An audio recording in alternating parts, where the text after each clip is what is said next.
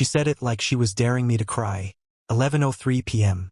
I remember the clock because the microwave light was the only thing illuminating the kitchen. I'd made dinner hours ago. Roast chicken, the way she used to like it before she started pretending I didn't exist. I sat alone at the table, chewing a dry, now cold piece of breast meat when the door opened. She didn't apologize for being late. She didn't even take off her heels. Just strutted in like she was walking into a boutique, dropped her purse on the counter, and said it. No hesitation. No build-up. No remorse. I hooked up with my boss, and I'd do it again. Then she laughed. Actually laughed. Not nervously. Not like she regretted it. Like it was a punchline.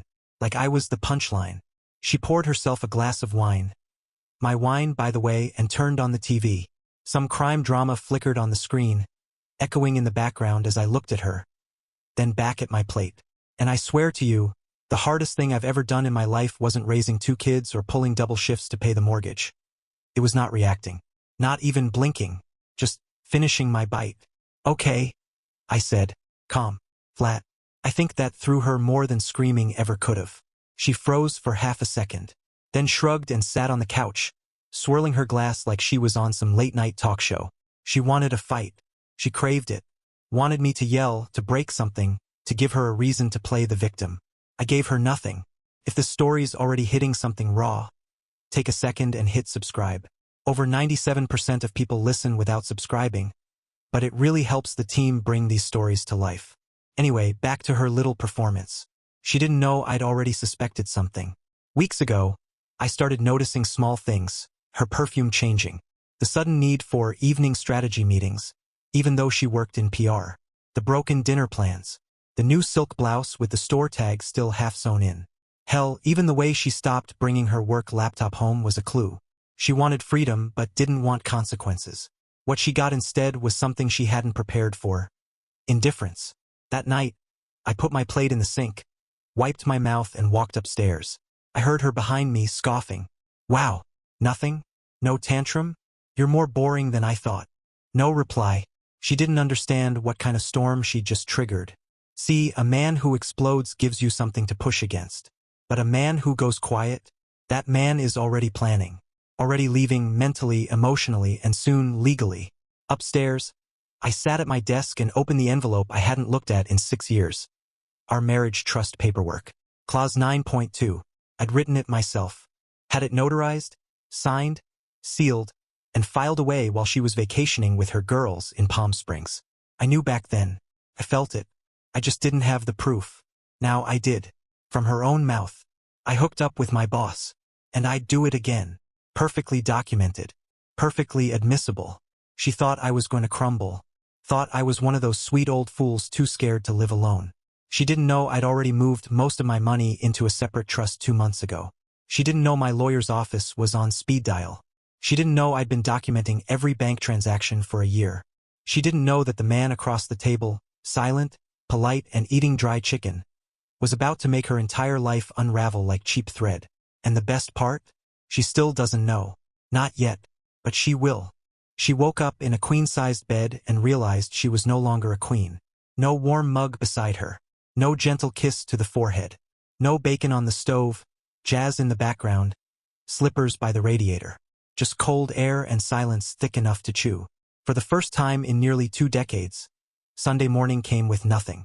Not even the creak of my old slippers. She called my name once. Then louder. Nothing. She slipped out of bed. Probably still smug. Probably still thinking I was in the garage sulking or walking off my overreaction. She padded downstairs, no makeup, in the robe I bought her on our 10th anniversary. The one she said was too heavy, but kept anyway. The robe, like the marriage, had worn thin. Then she saw the note. One yellow post-it. Stuck to the edge of the kitchen table where the coffee mug used to wait for her. Did some thinking. Back soon. She picked it up like it might burn her. Stared at it too long. She didn't notice the absence of keys on the hook. Or the fact that the safe in the hallway closet had been emptied that morning. Not yet. At that exact moment, while she was blinking at that note, mentally rehearsing her first manipulative apology. I was 19 miles away, sitting across from a woman named Carol at a brick and glass bank branch. Carol had kind eyes and a faster trigger finger than my wife expected. Emergency clause confirmed. You're the primary holder. she said, flipping the manila folder closed. We'll freeze all access within the hour. The joint accounts, the safety deposit box, the mortgage buffer fund, the travel credit cards. Gone. Locked. Sealed behind the one clause she forgot even existed, because she thought she'd never activate it with her own mouth. Clause 9.2. Infidelity, if stated or documented, permits immediate revocation of shared financial access under Trust Revision Protocol. Written by yours truly. That's what happens when you marry a man who reads contracts for fun and writes them for money. From the bank, I drove straight to my lawyer's office. One signature, 2 faxes, and a USB handoff later. The separation motion was pre-drafted, time-stamped, and tied to the trust clause. Not a divorce filing. Not yet. That's what she expected me to do. What she wanted. This wasn't revenge. This was rearrangement. Precision surgery. Meanwhile, I imagine she walked around the house pretending everything was fine. Probably turned the TV on again. Maybe poured another glass of wine at noon. Laughed at something she didn't understand. She might have even posted some Instagram story. Lazy Sunday with coffee and cozy vibes. I wouldn't know. I blocked her already.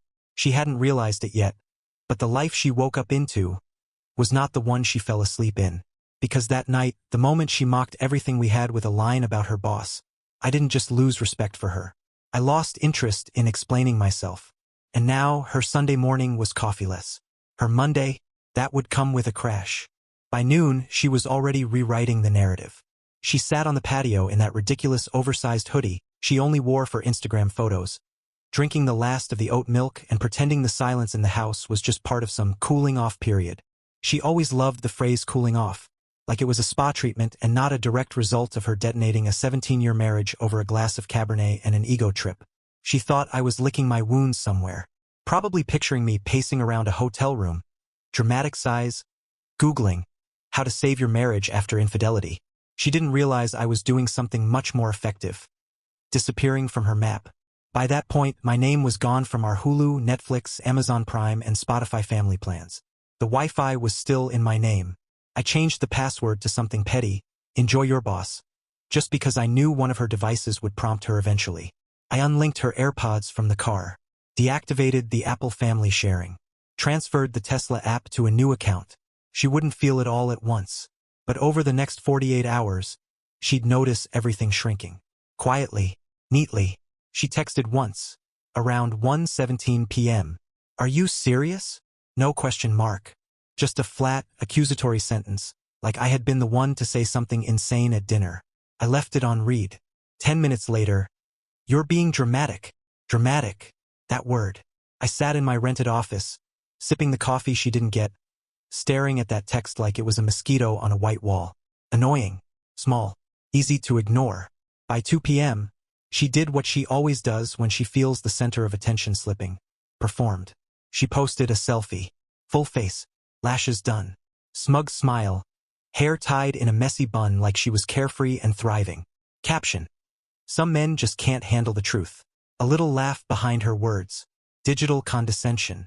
Her classic move. She thought she still had control. Thought she could steer the wheel from the passenger seat. But what she didn't know is that by then, I'd already met with the forensic accountant. Yes, that's a thing. Turns out, when you've been paying off someone's student loans, plastic surgeries, and spa weekends without complaining for 17 years, you start building a memory bank of receipts that can choke a horse. And now all of it, every dinner bill, every payment to her boss's fake consulting company, every Venmo transaction labeled with emojis, was being reviewed and time-stamped. You want truth? Here's one. She thought betrayal was a moment. She didn't realize the response would be systematic. And me? I never replied to her selfie. I didn't repost. Didn't call mutual friends. Didn't defend myself in a single comment. Because the most terrifying thing to someone like her isn't outrage. It's silence. And mine had only just begun. Monday morning arrived with all the chaos she thought she'd avoided. She woke up late. Probably assumed she was owed the sleep after such a liberating weekend. She probably stretched, yawned, and checked her phone expecting a groveling message. Instead, she saw nothing. No texts, no missed calls, just a growing digital void.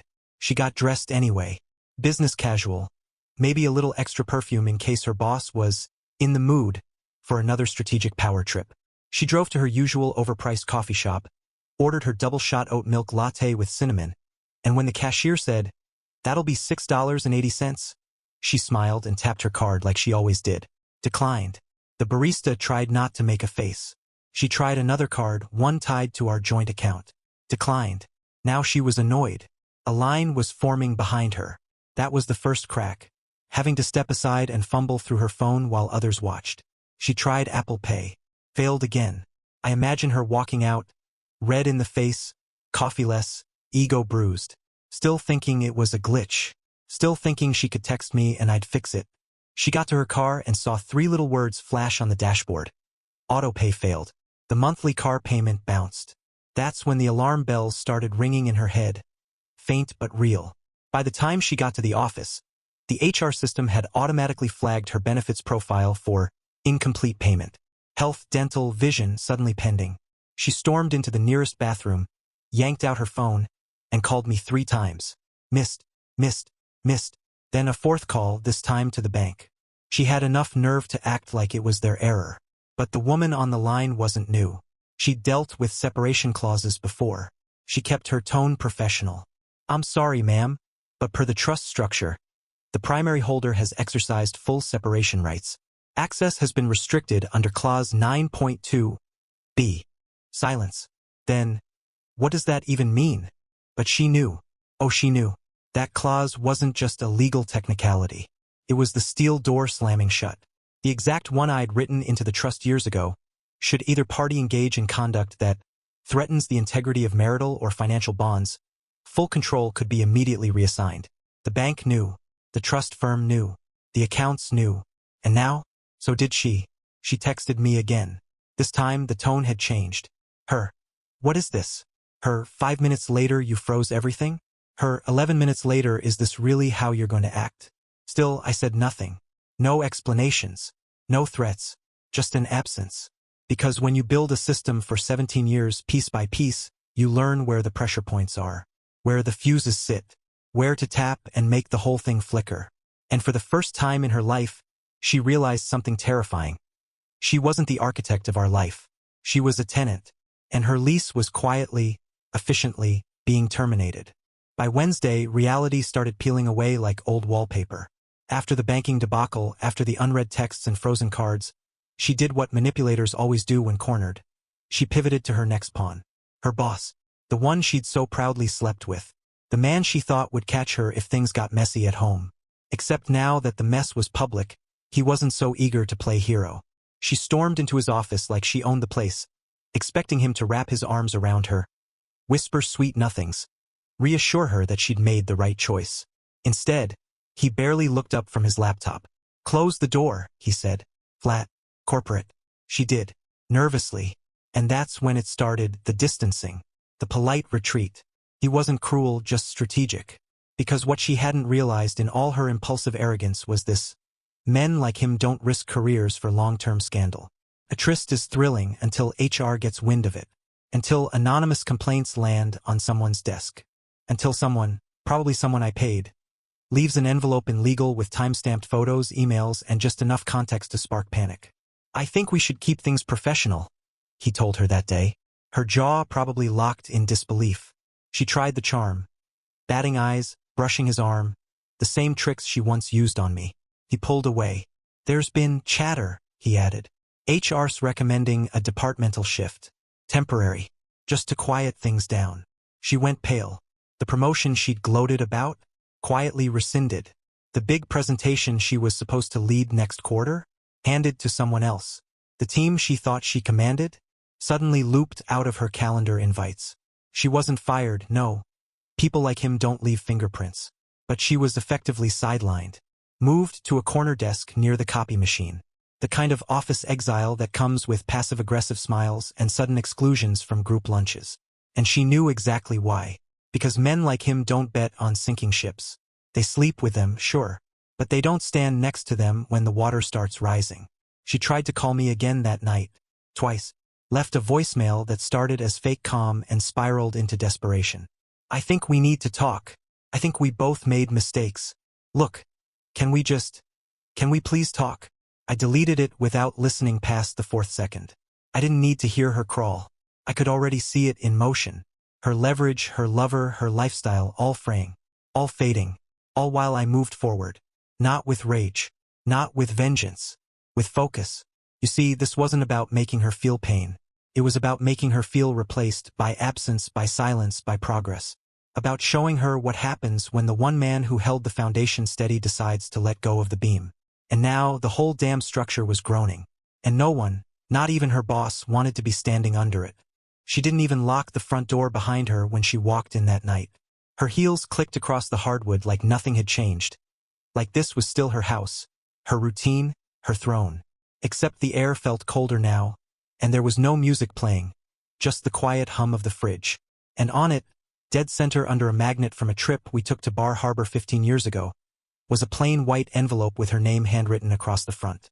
She didn't open it right away. She stared at it for a moment, half expecting it to blink or explode. Eventually, she peeled it off and walked to the kitchen island, tore it open with one sharp motion like she was tearing off a Band-Aid. What spilled out wasn't chaos. It was worse. It was order. On top, a signed lease agreement. One name, mine, no hers. She blinked, flipped the pages. Nothing. No signature line for her. No co-signature required. Just a neat signature from the property manager confirming reassignment of the lease effective 2 weeks from that date. She looked up, as if to ask the walls what it meant. Then she saw the second sheet. An itemized list of every joint purchase we'd made in the last 7 years. Furniture, electronics, appliances, travel expenses. Each line neatly marked with either my initials or the word review pending. The couch she always called hers? I paid for it in full. The car she claimed was shared, registered to me, purchased from my inheritance. Right after her first solo trip to Napa, which in hindsight wasn't so solo. At the bottom of the list, one line circled in red ink. Dining table, gift from parents, separate property. And then the final page, legal letterhead. My lawyer's tone, as always, was surgical. Per clause 9.2 of the marital trust, documented infidelity activates immediate revocation of beneficiary access. All future decisions regarding division of property, financial accounts, and shared estate will proceed under the assumption of unilateral breach. No embellishment, no emotion, just legal fact, cold, clean, and absolute. That's when it hit her. Not when the accounts froze. Not when her boss pushed her aside. Not even when her card stopped working. Now she felt the weight of it. The moment she mocked our life over dinner, she thought she was making a statement. She didn't realize she was signing a contract. And now here it was, executed, delivered, with her name absent from everything that mattered. Her hands began to tremble. The envelope slipped from her grip and hit the floor. She sank to her knees after it. Not dramatically, not in a performance. Quietly, like her legs had simply forgotten how to hold her. For 17 years, she'd built a version of herself that believed men like me would always come back. That love meant forgiveness on demand. That loyalty was something owed. But here's the thing. Love does not survive mockery. And betrayal? Betrayal collects interest. She sat there on the floor, shaking, trying to breathe, surrounded by all the things she used to own but never paid for. And the silence in that house, the silence she used to laugh at, now rang louder than any scream. She wasn't out of chances. She was out of entitlement. The silence had finally shifted from cold to crushing. That night, the walls felt closer. The air was heavier. The light in the hallway flickered like it had for months. But now it seemed intentional. Like even the house had turned its back on her. So she did what narcissists do when the center of their universe stops orbiting them. She reached for the crowd. She called my sister first. The same sister she used to roll her eyes at every Thanksgiving, mocking her Midwestern taste and her cheap wine. She dialed her twice. Voicemail both times. Left a message the second time that started with a sniffle and ended with the word, misunderstanding. No call back. Then she tried my cousin Kevin. The one who helped us move into the house, whose kids she never bothered to buy birthday gifts for. The call rang 5 times, then cut off. Blocked. She opened the group text from 2 years ago, the one with my side of the family and hers. Scrolled up to find something, anything that looked like support. The last message she'd sent, there was a selfie from the beach. Her and coworkers drinking mojitos. Her caption joke about husbands who stay home and play house. At the time, she thought it was cute. Now it looked radioactive. She typed out a message. Hey, I really need someone to talk to. Things got complicated. No reply, not even a read receipt. Her hands were shaking. The wine bottle was already open, half gone. Her breath was short. She swallowed her pride and texted the one person she always thought would bend. My mother. Hi, I don't know if you've heard everything. I just wanted to talk. The reply came fast. I warned you. No punctuation. No warmth. Just 5 words that hit like a gavel. She sat back on the couch, stared at the wall for a long time, then pulled out her last card. Our son. She hadn't spoken to him in weeks. Not since her smug remark about Dad overreacting. She thought she could fix it. Thought a well-timed call, a motherly plea, maybe a few tears would do the trick. She dialed. Straight to voicemail. She tried again. Blocked. Finally, she texted. I know things are tense right now, but I'm still your mom. Can we please talk? His reply came 6 minutes later. Don't call me unless it's an apology. That was it. No love you. No let's talk later. Just terms. And with that, she was truly alone. The kind of alone you don't fix with brunches or phone calls. The kind of alone that follows you into the shower, that watches you sleep, that echoes your footsteps down every hallway. You see, people like her think betrayal happens in a vacuum. That you cheat on one person and the fallout is neatly contained. But it never is. Because when you betray someone who held everyone together, everyone feels it. And when that man finally walks away, it's not just the marriage that collapses. It's the whole damn network. And now, she couldn't reach anyone. Not to explain. Not to lie. Not even to beg. The only thing left in that house was the wine, the silence, and the quiet realization that the man she'd mocked had not only walked away, he'd taken everyone with him. She thought hiring a lawyer meant she still had leverage. The first meeting, I'm told, was a dramatic one. Tears, theatrics, something about emotional abandonment, and irreconcilable miscommunication. She wore her victimhood like a silk scarf, just tight enough to look fragile, just loose enough to slip off if questioned. Her lawyer, young, ambitious, clearly charmed by a sob story, fired off the first letter that same day, full of bravado, claims of unlawful asset restriction, sudden financial estrangement, and, my personal favorite, emotional retaliation via fiduciary mechanisms. It read like a tantrum in business casual. My lawyer's response? Surgical. 1 PDF attachment.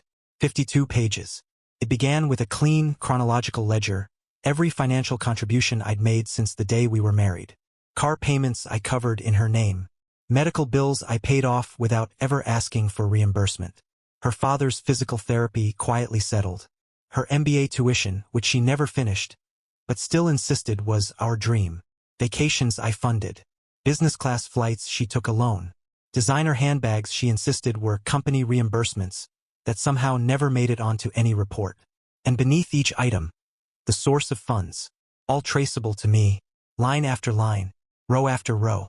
The years of quiet sacrifice she thought no one was watching. I had every receipt.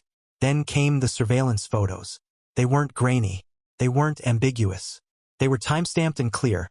Her walking into the Marriott downtown at 9:42 p.m., wearing a coat I bought her for her 40th birthday. Her boss entering 3 minutes later. Her leaving 5 hours after that, hair messy, eyes smug. Different night, different hotel. Same story. She hadn't just confessed in a fit of drunken arrogance. She'd built a pattern, and I'd built a case. And then, just when her lawyer might have been thinking of counterarguments, came the final attachment. Our prenup. Signed, notarized, witnessed. She'd insisted on it back then, back when she was the high earner.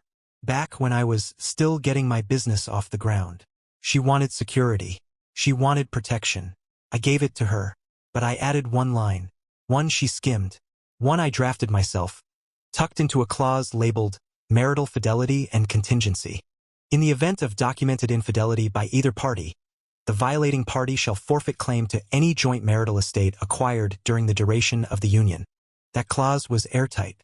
It had been reviewed, approved, and recertified after the birth of our son. She initialed it. Twice. And now it was the iron door slamming shut. Her lawyer sent another letter a few days later. This one, quieter, less confident, asking for mediation, proposing a mutual resolution. floating the idea of a 60-40 split in her favor. My lawyer's reply was 6 words long. Refer to Clause 7.4. Terms stand. And that was the end of it. No courtroom drama. No drawn-out battle. Just math. Just proof. Just the quiet, suffocating realization that none of this had been spontaneous. This wasn't rage. This was architecture. Every document, every move, every silence. Planned, prepared, perfectly timed. She thought she was playing poker. I'd been building a vault. She didn't hear the movers until they were already in the driveway. Friday morning. She'd barely slept. The bottle of Merlot from the night before was still uncorked on the counter. Half finished, next to a wine glass with lipstick smudged and fingerprints smeared around the stem like evidence at a crime scene. At 8:02 a.m., the bell rang. She didn't answer right away, maybe thought it was a delivery, maybe assumed it was someone with sympathy. It wasn't. A man in a gray windbreaker stood there, clipboard in hand, no expression. He wasn't rude, just efficient. "Ma'am," he said flatly, "I have a copy of the deed transfer here.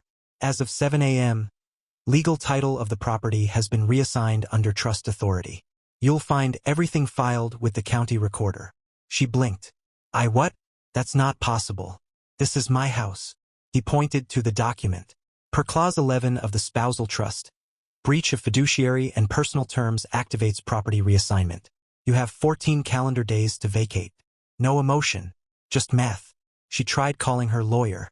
Straight to voicemail. Again. She started yelling. At the man, at the movers behind him, at the universe. But her voice bounced around the empty foyer like it didn't belong to her anymore. She bolted upstairs. Flung open the drawers. Clothes were still there, hers. Mine were long gone. Jewelry box? Emptied. Passport drawer? Cleared. The safe in the closet? Open. Silent. Hollow. She dropped to her knees and reached inside, like something might still be tucked in a corner. But there was nothing, because I hadn't just left her. I cleared her. Every drawer she opened was a mirror now, a reflection of what she'd lost, and what she never really owned. In the bedroom, she collapsed, arms limp, staring at the ceiling like it might explain something. And then she noticed it, downstairs, through the railing. The table, our old oak dining table. The one she always complained didn't match her aesthetic. Said it was too old-fashioned and too heavy. I left it, just the table, and on it one white ceramic plate, one cloth napkin, folded neatly, clean. Next to it, a note, not sealed, not addressed, just sitting upright, folded in thirds. She descended the stairs slowly, barefoot now, like she was walking into her own funeral. Reached for it with both hands, trembling. Unfolded it. 5 words. Some meals are final, too. Nothing more. She sank into the nearest chair, mine I'm sure, and stared at the plate like it might still be warm. But it wasn't. That was the only thing I left behind. No clothes. No apologies. No closure. Just the table she once laughed at. And the silence she used to weaponize, now turned back on her with surgical precision. For the first time, the weight of it all hit her. Not just the property. The permanence. The deliberate timing. Because every deadline, every freeze, every step, had been ticking behind her smug little smirks. And the man she mocked? The boring husband, who never did anything spontaneous? He'd been watching the clock the entire time. And right on schedule, she lost everything. 2 weeks later, she woke up alone in a motel room that smelled like mildew, disinfectant, and defeat.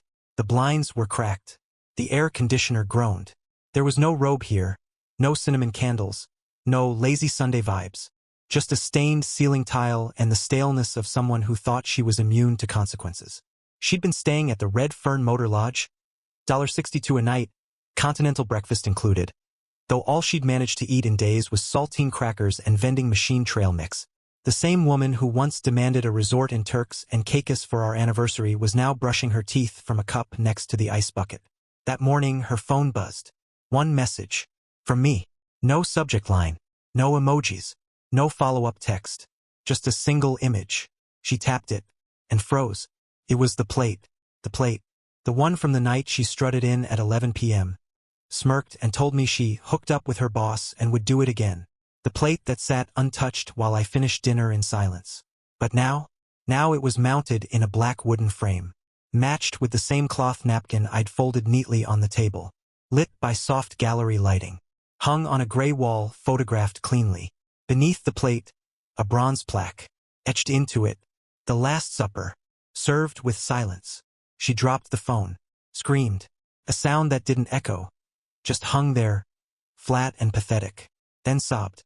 Not loud, not cinematic. Just broken little gasps between clenched teeth. Like she was choking on everything she never thought would catch up to her. No response came. There was nothing to respond to, because that message wasn't a conversation. It was a conclusion. Across the city, I sipped my coffee from a quiet patio. Crisp fall morning. No phone in sight. No noise. Just birds, fresh air, and peace. The kind of peace that doesn't beg for justice because it already happened. She thought silence meant weakness. But silence is just what it sounds like when a man like me stops wasting his breath. The photo? That wasn't petty. It was a memorial to the moment she thought I'd break. Instead, I documented it, framed it, and let it hang as the final chapter in a story she never thought I'd finish. And now, I drink my coffee in silence. But this time, it's mine. Every last drop.